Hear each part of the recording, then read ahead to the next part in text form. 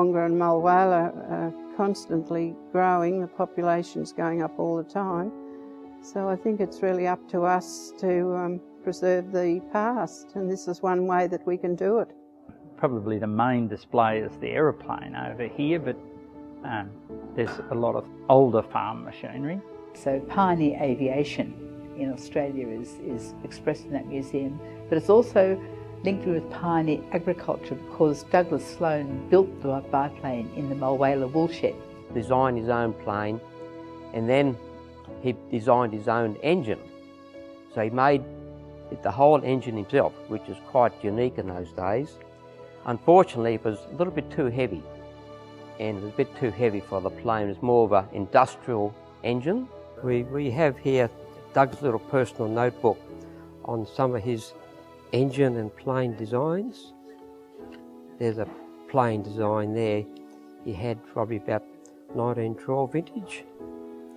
I often wonder just what Douglas Sloan might have achieved if he'd returned from the First World War, because he obviously had a great idea of how an aeroplane, he'd never seen an aeroplane, and yet he built one. He was determined, had no information, mainly just watching the eagles. How this plane here is based on the design of an eagle.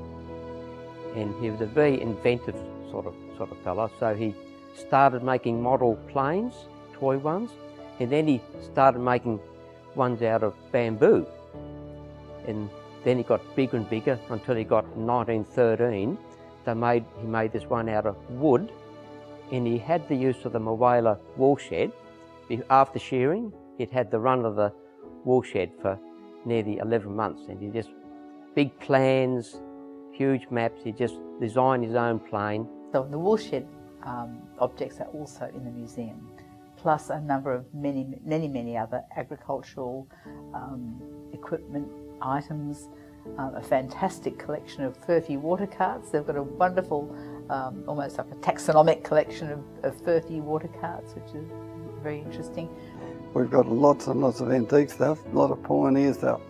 Some of the wheat growing equipment we've got here, wheat harvesting, is certainly unique. People love to see the old horse-drawn event.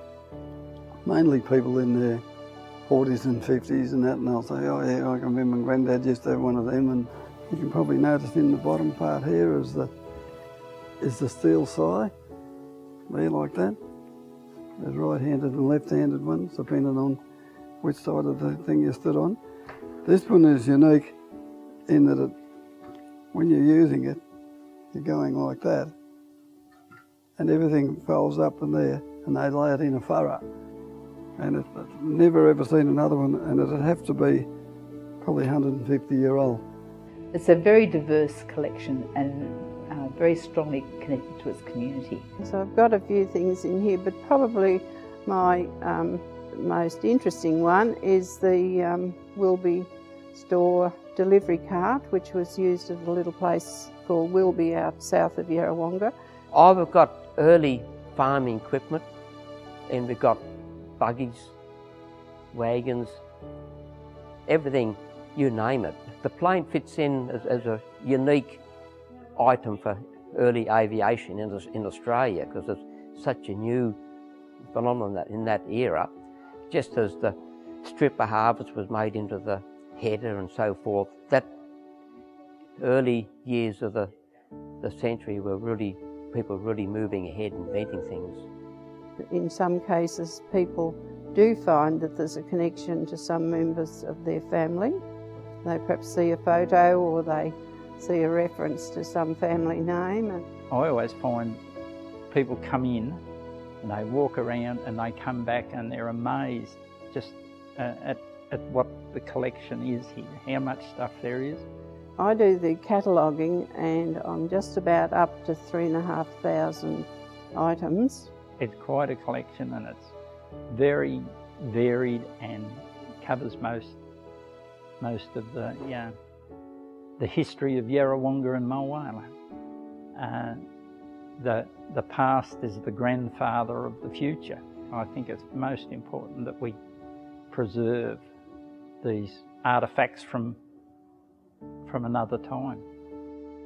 The Identity Project has been brought to fruition working collaboratively with 5 stakeholders. They are Museums and Galleries New South Wales with Arts New South Wales funding, Albury City, Corowa Shire Council, Greater Hume Shire Council and Murray Arts.